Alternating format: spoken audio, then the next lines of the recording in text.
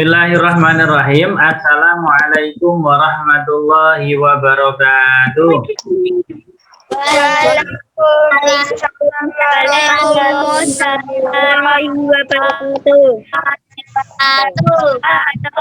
Anak-anak kelas 4, bagaimana kabarnya hari ini?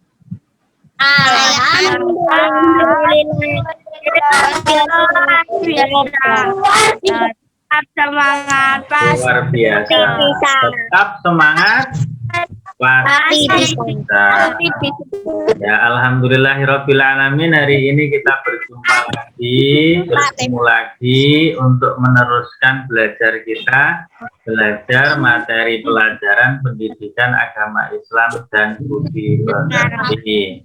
Agar kita mendapatkan keberkahan ilmunya jadi manfaat, diridhoi oleh Allah Subhanahu wa Ta'ala. Yuk kita bersama-sama mengawali pelajaran hari ini dengan berdoa.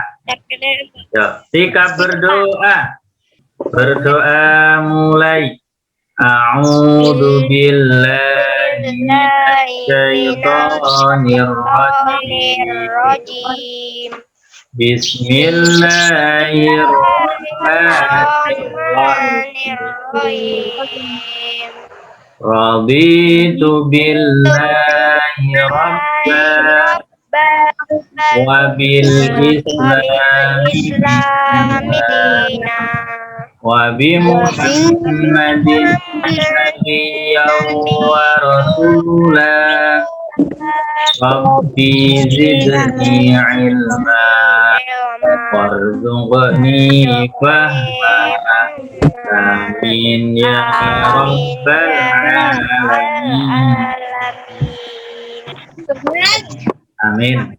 Ya anak-anak, pada kesempatan sebelumnya kita sudah belajar tentang materi akhlak terpuji atau perilaku terpuji, dua hal, yaitu tentang sikap gemar membaca dan pantang menyerah.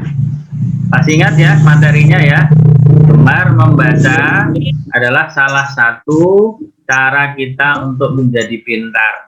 Bedanya anak pintar dengan nggak pintar itu adalah pada rajin atau gemar membacanya. Itu bisa kita cek, kita lihat itu. Kalau anak yang rajin membaca, insya Allah itu kepintarannya bisa kelihatan.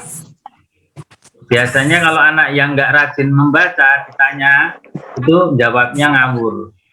Karena tidak ada referensi dari buku. Nah, sedangkan yang satunya adalah tentang pantang menyerah. Jadi setiap ada kesulitan, setiap ada permasalahan, selalu pantang menyerah. Tidak pernah putus asa. Dan orang yang sukses itu tidak selalu orang yang pintar, tapi orang yang sukses adalah mereka yang pantang menyerah. Apalagi suksesnya dengan dua hal, rajin membaca sehingga menjadi pintar, pantang menyerah. Nah, itu sekilas tentang materi pelajaran yang sudah kita bahas sebelumnya. Hari ini kita masih akan lanjutkan belajar tentang materi perilaku terpuji yang lain. Sesudah kita belajar tentang gemar membaca dan tentang pantang menyerah, kita akan lanjutkan ini nih anak-anak. Kita akan lanjutkan perilaku terpuji tentang rendah hati dan hemat. Ya, rendah hati atau tawadhu ini digambarkan dengan padi. Nah, sementara ini hemat digambarkan dengan suka menabung. Sehingga nanti sesudah kalian belajar ini, kalian bisa memahami sikap rendah hati itu apa sih. Terus contohkan menjadi orang yang punya sikap rendah hati. Juga memahami perilaku hemat, lalu mencontohkan perilaku hemat. Oke, kita mulai langsung. Nah, rendah hati. Coba ini lihat. Amati, ceritakan gambar berikut. Oke, Mbak Jasnita. bagaimana sikapmu terhadap pengemis yang berdiri minta-minta di depan rumahmu? Setelah ada orang pengemis berdiri minta-minta di depan rumahmu, kira-kira sikapmu bagaimana, Mbak? Aku kasih uang. Kasih uang ya. Oke. Nah, kalau kasih makanan boleh nggak?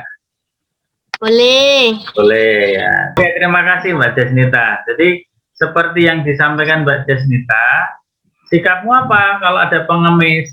Ya langsung kasih aja, nggak usah mikir ditanya-tanyain kamu benar-benar miskin enggak, apalagi sampai ditanya yang macam-macam. Ya udah, yang penting kita husnudon. Husnudon itu berbaik sangka dan kita tidak sok. Ya, kita tidak sok, apalagi sampai menyakiti hati orang lain. Nah, inilah rendah hati. Contoh rendah hati gitu. Jadi kita tidak mengejek, tidak merendahkan, itu rendah hati. Jadi intinya nggak sombong, tidak sombong, itu rendah hati seperti itu. Nah, kita lihat pengertian rendah hati ya. Jadi rendah hati itu disebut juga tawadhu. Nah, disebut juga tawadhu. Nah, pengertiannya apa ini? Rendah hati itu apa pengertiannya, Mas Ridwan? Sikap diri yang tidak merasa lebih dari orang lain. Ya, sikap diri yang tidak merasa lebih dari orang lain. Nah, orang yang tawadhu itu bagaimana? Orang yang tawadhu merasa bahwa tidak sepantasnya kalau kelebihan yang dimiliki itu dibangga-banggakan. Ya, terima kasih Mas Ridwan. Jadi orang yang tawadhu adalah orang yang tidak merasa lebih dari orang lain. Itu sikapnya seperti itu. Jadi kita rendah hati itu tidak merasa lebih hebat dari orang lain, tidak merasa lebih kaya, tidak merasa lebih pinter. Nah, itu namanya rendah hati. Meskipun mungkin kamu diberi kelebihan kaya daripada orang miskin, daripada pengemis tadi, tapi tidak merasa lebih.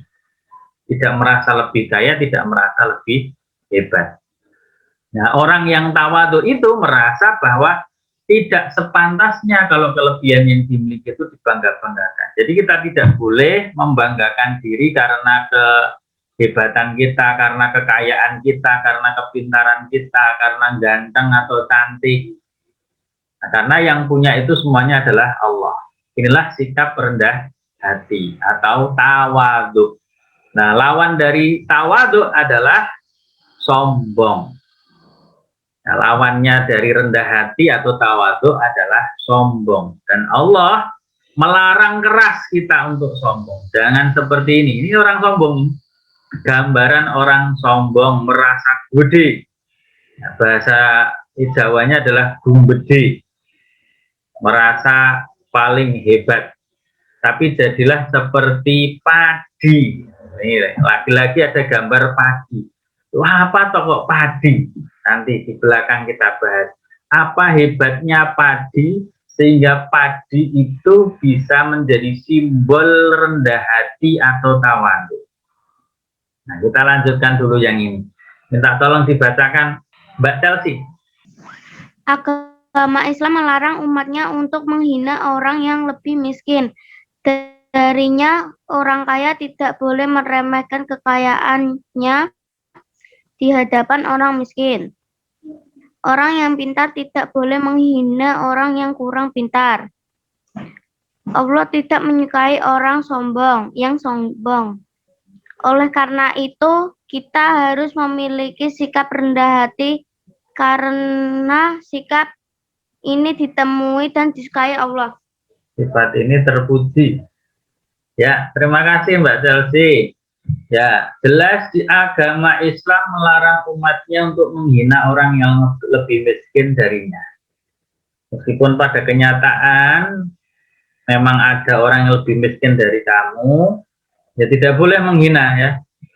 Dan orang kaya tidak boleh memamerkan kekayaannya di hadapan orang miskin. Nggak boleh pamer kekayaan. ngerti tetangganya lagi kesusahan malah pamer mobil baru, pamer motor baru, suatu yang menyebabkan tetangganya atau temannya itu menjadi malah tambah sakit hati. Nah, orang yang pintar itu tidak boleh menghina orang yang kurang pintar, nggak boleh. Kamu bodoh lu, bego lu, nah, itu nggak boleh. Ya, Allah itu tidak menyukai orang yang sombong. Sekali lagi Allah nggak senang orang yang sombong. Jadi ini ya udah sekedarnya kalau kamu ketemu dengan pengemis ya kasih, dan tidak usah diomong-omong ke. Jadi kamu udah tak kasih ini sana. Nah, tidak boleh merasa tinggi hati. Ya, lawannya rendah hati adalah tinggi hati atau sombong. Ya, jadi kita harus punya sikap rendah hati karena sikap ini terpuji dan disukai Allah. Nah, seperti ini adalah ulama besar anak-anak. Yang duduk di atas ini adalah Habib Lutfi Pekalongan. Yang di bawah ini juga tidak kalah alimnya, tidak kalah hebatnya. Ini adalah Kiai Haji Said Akil Siraj, seorang ulama hebat yang sekarang memimpin Nahdlatul Ulama. Beliau saking rendah hatinya duduk di bawah untuk menghormat kepada Habib Lutfi Pekalongan. Ini yang harus kita contoh, ya. Tidak merasa hebat, tidak merasa berilmu, paling pintar, paling jago, tidak. Tapi jadilah orang yang rendah hati atau tawadhu. Nah, ini kita diajarkan tawadhu oleh para ulama-ulama kita. Nah, bagaimana contoh sikap rendah hati dalam kehidupan sehari-hari? Mas Akil, tidak, tolong dibantu untuk dibacakan 1-6, Mas Akil. Baik, Pak. Menyapa dan mengucap salam terlebih dahulu jika bertamu dengan orang lain. Ya, menghargai orang lain, tidak suka menghina. Tidak memamerkan kepintaran atau kekayaan harta. Suka menolong dan memberi kepada orang lain. Tidak membeda-bedakan atau pilih kasih dalam berteman. Bersikap tenang dan sederhana. Terima kasih Mas Akil. Jadi ini contoh sikap rendah hati dalam kehidupan sehari-hari. Dan sebenarnya banyak lebih dari ini sebenarnya ya. Ini hanya contoh saja ya. Jadi kalau kamu ketemu sama teman dan temannya sesama muslim ya, silahkan kamu menyapa dan ucapkan salam terlebih dahulu. Siapa yang mengucapkan salam terlebih dahulu, pahalanya lebih banyak. Ini misalnya Syakil ketemu sama Ridwan. Kan lama ya nggak ketemu. Kali Banteng sama Sawah Besar. Lah, lama ketemu. Ketemu siapa yang duluan mengucapkan Assalamualaikum? Nah, dia yang paling banyak pahalanya. Maka agar pahalanya jadi sama, yang jawab ditambahin, ya. Jangan Assalamualaikum, Waalaikumsalam, ya, itu bagus. Tapi kalah pahalanya dengan yang mengucapkan salam duluan. Maka tambahin Assalamualaikum, jawab Waalaikumsalam warahmatullahi wabarakatuh. Nah, itu lebih lengkap, pahalanya juga akhirnya jadi seimbang. Nah, itu jadi kalau contoh rendah hati itu nggak sombong ketika ketemu dengan temannya itu menyapa, malah nggak ngelengos ya. Wah, itu temanku itu. Ketemu di mall ya, atau ketemu di pasar. Ketemu siapapun ya, silahkan kamu menyapa dan mengucapkan salam terlebih dahulu. Rebutan salam ya dengan orang lain. Jangan malah gengsi, itu nggak boleh. Lalu yang kedua, menghargai orang lain dan tidak suka menghina ya. Jadi jangan menghina. Meskipun hanya sekedar guyonan loh ya. Itu malah jadi awalnya guyonan, terus jadi nih tenanan. Nah, akhirnya jadi berantem. Itu nggak baik ya. Hargai orang lain, meskipun ada kekurangan, tapi tetap harus hargai. Dan juga tidak memamerkan kepintaran atau kekayaan harta. Lalu suka menolong dan memberi kepada orang lain seperti ini ya. Kalau kamu punya es krim 2 ya bagi.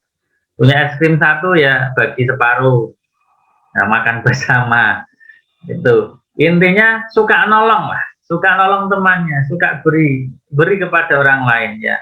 Makan bersama itu termasuk contoh sikap rendah hati, nggak gengsi. Ya. Kemudian tidak membeda-bedakan atau pilih kasih dalam berteman. Jangan beda-bedakan ya, kayak koncoku, kayak ora koncoku. Ya, semuanya teman.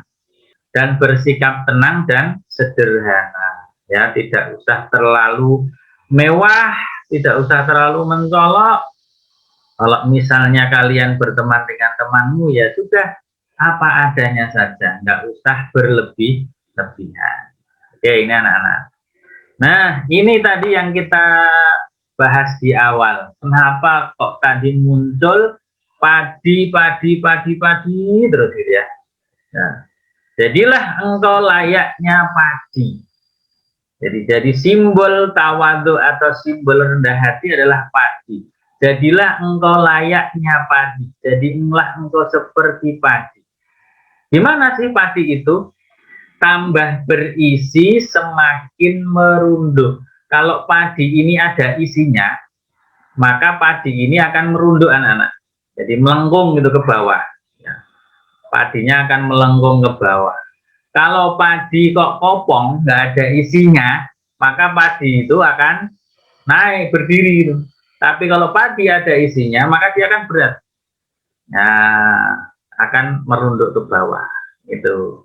Jadi tambah berisi semakin merunduk. Semakin berilmu kita, berarti kita semakin merunduk. Semakin tawaduk, semakin rendah hati.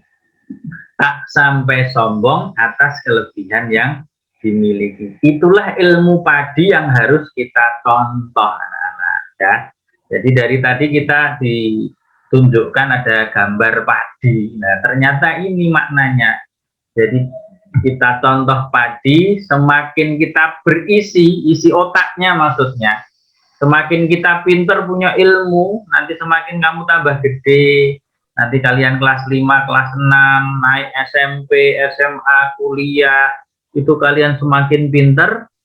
Orang yang semakin pinter bukan berarti harus malah sombong, tapi harus merunduk, harus tawaduk, harus rendah hati kepada orang lain.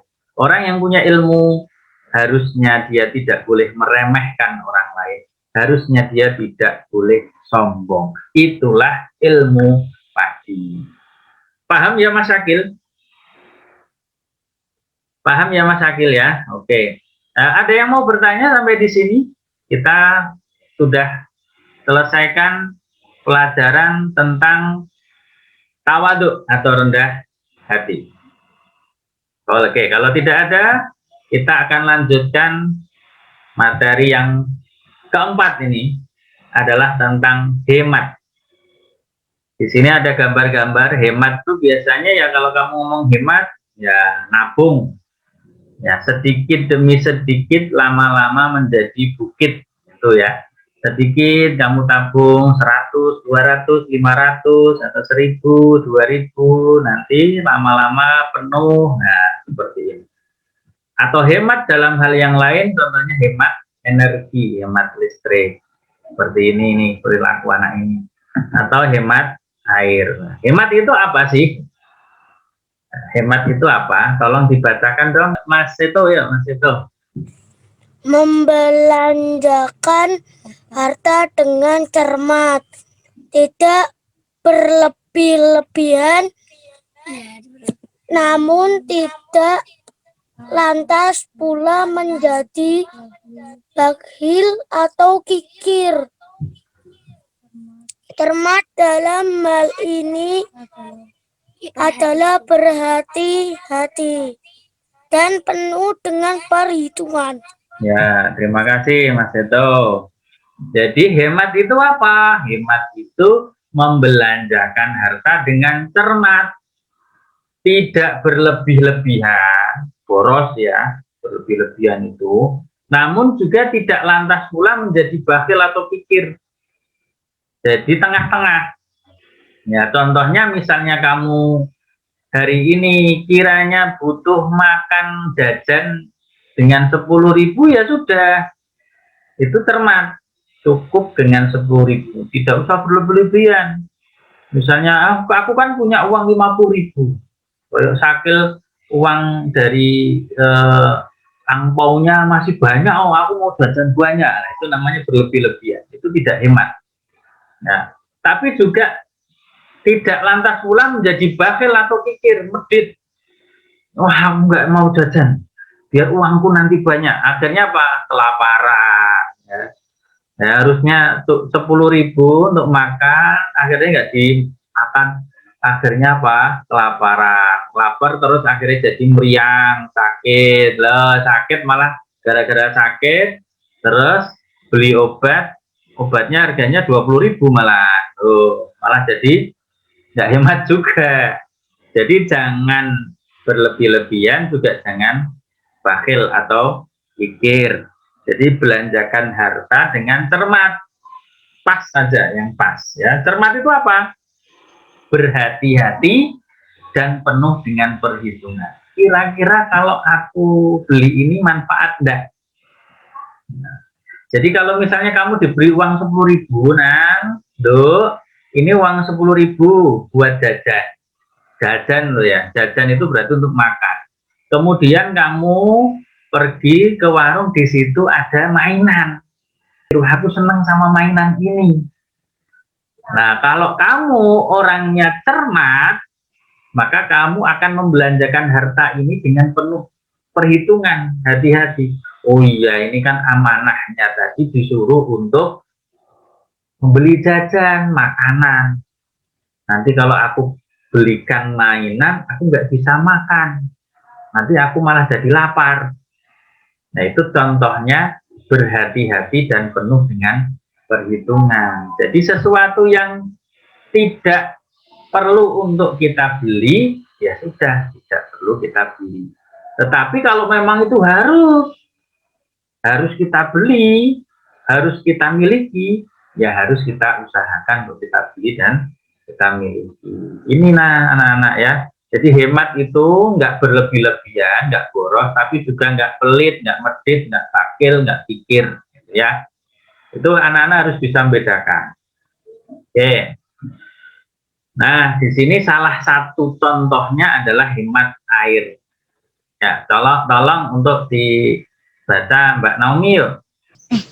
Yuk, air adalah karunia Allah yang sangat berguna.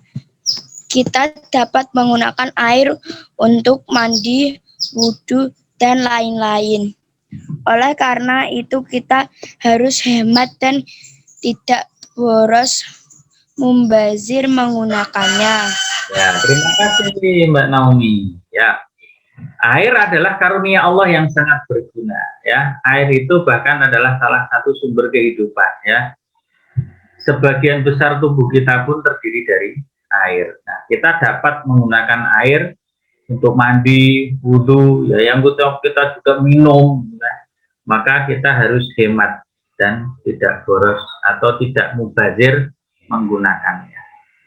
Contohnya adalah ketika kita berwudhu, maka hematlah air. Jadi kalau kamu berwudhu, lakukan cara yang ini, yang dicentang ini. Pakai aja 1/4 keran air. Jangan pakai air 1 keran dibuka full. Nah, nanti akan boros seperti itu ya. Jadi kita gunakan saja 1/4 keran air. Secukupnya aja ya. Yang penting kita bisa wudhu. Dan wudhu itu bukan mandi. Makanya yang basah adalah anggota wudhu saja. Kalau sampai bajunya ikut-ikutan basah lah, itu berarti kamu tuh mandi, nggak wudhu itu malah. Ya, jadi mari mulai menghemat air dengan menutup keran setelah selesai digunakan. Jadilah anak yang peka terhadap kondisi sekitar. Jika kalian mandi dan kalian lihat kira-kira air kerannya ini kok nyala terus, maka matikan. Kalau kamu misalnya ke dapur, tempat cuci piring di wasbak atau di wastafel misalnya, kok ada yang netes-netes, tes, meskipun hanya netes-netes, maka jadilah peka, oh harus tak tutup, bagaimana caranya.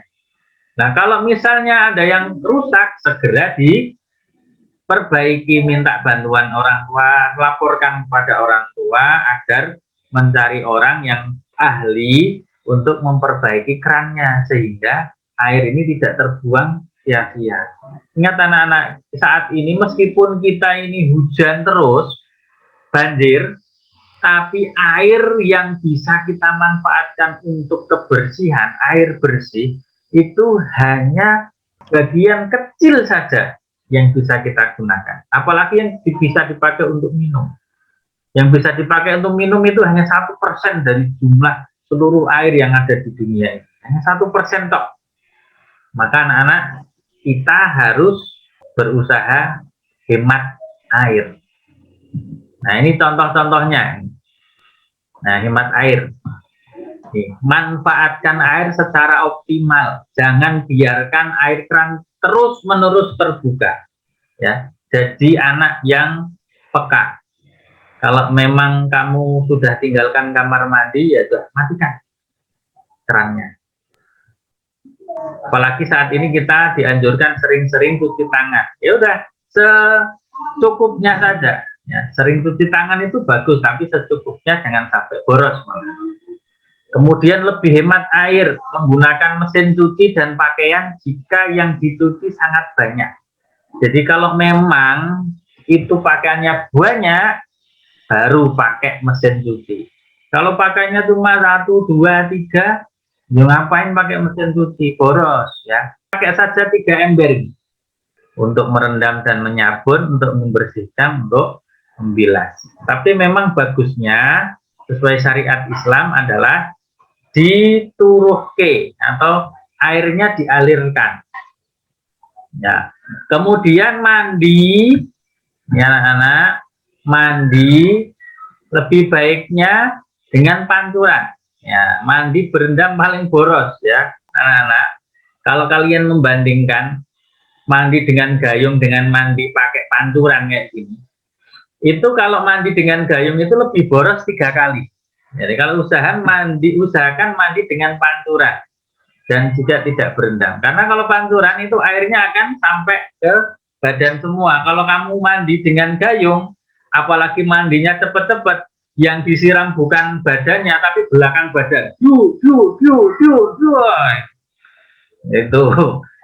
Jadi mandi dengan gayung itu lebih boros 3 kali malah. Nah, maka kalau yang di rumahnya sudah ada pancuran, manfaatkan. Nah, itu akan menghemat air. Lalu ini ya anak, saat gosok gigi, cuci muka, kalau mencukur ini yang bapak-bapak ya, atau mencuci tangan. Nah, kita mencuci tangan, kan kita pakai air yang mengalir itu kan. Nah, keran wastafel jangan dibiarkan bebas mengucur. Jadi kalau kita cuci tangan, ambil ketika kita sedang mengusap tangan ini 7 langkah ini, air kerannya dimatikan dulu ya. Jadi 1 menit air mengalir, 9 liter air terbuang. Eman-eman kan. Nah, apalagi pakainya PDAM. Nah, nanti akan keluar uang banyak juga. Nah, lebih baik mencuci mobil atau kendaraan, sepeda motor dengan lap dan ember. Karena mengguyur mobil 1/4 jam itu berarti beratus-ratus liter terbuang. Berarti semprot gitu ya. Nah, lebih bagusnya apa? Mencucinya pakai lap dan ember. Itu termasuk hemat air. Nah, nanti sampaikan kepada orang tua ya. Cara mencuci mobil atau motor, atau kalian mencuci sepeda yang kalian miliki. Nah, ini contoh cara berhemat air. Nah, selain air kita juga harus hemat uang jajan. Nih, minta tolong dibacakan Mas Luki. Selain air kita juga harus menghemat uang jajan. Anak yang hemat tidak menghabiskan uang jajannya setiap pergi ke sekolah, tetapi menabung sebagai uangnya ditabungkan. Ya, terima kasih. Jadi selain air, kita juga harus menghemat uang jajan. Ya, anak yang hemat itu tidak menghabiskan uang jajannya. Kamu dikasih uang jajan 10.000 ya, usahakan tidak dihabiskan ya. Ini tapi juga nabung. Ini ditabung, ini ilustrasinya ada anak nabung, akhirnya jadi kaya. Tapi yang paling penting sebagai anak Islam, tidak hanya sekedar nabung, kemudian uangnya jadi banyak. Sedekah juga jangan lupa. Karena sedekah tidaklah mengurangi harta. Ini kata Rasulullah dalam hadis riwayat Muslim, sedekah tidak mengurangi harta. Jadi ada uang yang kamu tabung, ada uang yang kamu sedekahkan. Caranya sedekah apa? Ya berbagi dengan teman. Makanya biar jadi orang yang nggak sombong, jadi orang yang tawadhu. Ada teman, oh ya tak jaga, tak kasih. Mampir ke masjid. Nah ini anak-anak usahakan itu, anak-anak itu sholatnya di masjid. Jika ke masjid itu bawa uang, masukkan di kotak amal. Setiap hari coba, setiap hari seperti itu. Terserah mau sholat apa. Paling bagus sholat apa? Paling bagus sholat subuh. Habis sholat subuh berjamaah di masjid, terus masukkan uang. Nah, itu pahalanya akan berlipat-lipat. Nah, kalau memang susah, susah sholat subuh di masjid kok. Ya udah duhur apa asar atau maghrib atau isya. Yang penting coba agendakan anak-anak untuk paling tidak masukkan uang 500 saja. Nggak usah banyak-banyak, setiap hari 500 untuk dimasukkan ke kotak amal masjid. Insya Allah itu akan jadi lebih berkah. Ya, selain kalian tabung, juga ada sedekahnya. Paling bagus, wah kalau pas subuh ya, itu hebat top. Kalau anak-anak kelas 4 ini bisa sholat subuh, kemudian bawa uang 500 masuk ke kotak amal, pasti akan hebat. Dan orang yang seperti itu nggak bakalan sombong anak-anak. Nggak mungkin toh kalian bawa uang 500 ke masjid, kemudian kamu, bapak-bapak, ibu-ibu perhatikan, saya mau sedekah masukkan kotak amal 500 rupiah. Nggak bakalan kan seperti itu, malah dinyak kalau bapak-bapak, ibu-ibu nanti. Ya, itu cara kita untuk tidak boros, hemat, juga kita tidak sombong. Ya, jadi menabung, diimbangi sedekahnya, jangan lupa. Tuh. Nah, inilah perilaku-perilaku yang seperti ini yang harus dihindari anak-anak. Ya, coba kamu cek di rumah kalian masing-masing ya. Di kamar seperti ini ya, ada kamar satu nih, ada lampu nyala, radio juga nyala, laptopnya nyala, lampunya banyak yang nyala, lampunya ada 3 malah nyala semua. Ini malah dengerin musik sendiri. Nah seperti ini. Padahal sudah pagi, mataharinya sudah terbit. Di sini juga di ruang tamu TV-nya nyala, nggak ada yang nonton, lampunya nyala semua. Di sini di kamar mandi di sini, ini airnya luber-luber, lampunya nyala, pakai apa ini, hair dryer, ini juga mesinnya, mesin nyala. Di dapur juga seperti ini. Ya Allah, ini ngalir terus. Ini perilaku yang sangat boros. Ya, harus dihindari hal-hal seperti ini ya anak-anak ya. Kalian jadilah orang yang peka terhadap lingkungan sekitar, terutama di rumah kalian ya. Jangan sampai membiarkan ada air kok sampai tumpah-tumpah kayak gini ya. Nah, apa manfaat hemat? Tolong Mas Rangga bacakan. Terhindar dari sifat perbohongan dan membazir. Ya, terhindar dari sifat pemborosan dan membazir. Yang kedua apa Mbak Jess? Terhindar dari sifat bakhil. Terhindar dari sifat bakhil. Bakhil itu medit. Nah, terhindar dari sifat yang medit, dari kikir. Nah, yang ketiga apa Mas Rangga? Mempunyai jaminan masa depan. Ya, punya jaminan masa depan. Kamu nabung ketika suatu saat membutuhkan sesuatu, pengen beli sepatu misalnya, nggak ada uang, kamu bisa mentah ke celengan. Yang keempat apa Mbak Jasnita? Terhindar dari kesulitan dan kesusahan. Terhindar dari kesulitan dan kesusahan. Orang yang hemat, apalagi punya tabungan seperti ini, akan terhindar dari kesulitan dan kesusahan. Karena punya celengan. Nah, yang kelima apa Mas Rangga? Mendapat pahala dari Allah Subhanahu wa Ta'ala. Mendapat pahala dari Allah Subhanahu wa Ta'ala. Ya, ini manfaat hemat anak-anak. Jadi, mulai sekarang yang belum hemat, yang masih punya perilaku boros, silahkan ganti dengan perilaku hemat. Tidak ada sesuatu yang diperintahkan Allah itu merugikan kita. Pasti manfaat. Oke. Baik, ini sudah selesai. Adakah yang mau ditanyakan tentang hemat? Tidak ada.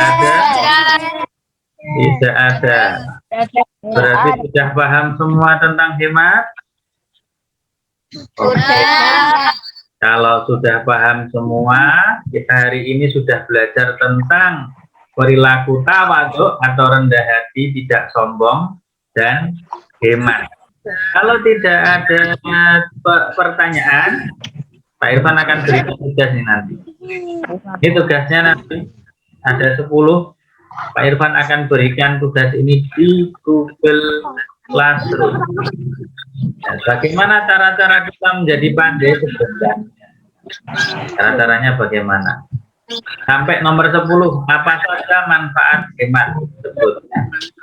Nah, semuanya sudah diajarkan dan kalian sudah paham. Oke ya? Nanti bisa dicek di Google Classroom. Oke? Kalau karena tidak ada pertanyaan, mari ya kita mengakhiri pelajaran kita hari ini dengan berdoa bersama agar apa yang sudah kita pelajari mendapatkan keberkahan dan ridho dari Allah Subhanahu wa Ta'ala. Baik, yuk sikap berdoa. Berdoa mulai. A'udzu billahi minasyaitonir rajim. Bismillahirrahmanirrahim. Wa'asri innal insana lafi khusrin illa alladzina amanu wa amilus solihati wa tawassaw bil haqqi wa tawassaw bis sabr. Shadaqallahul azim.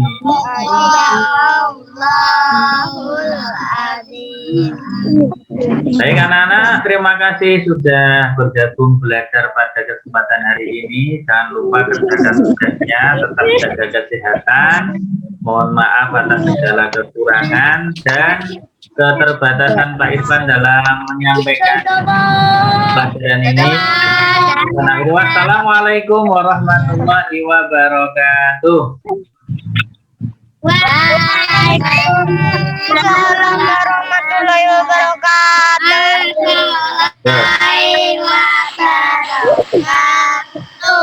Dan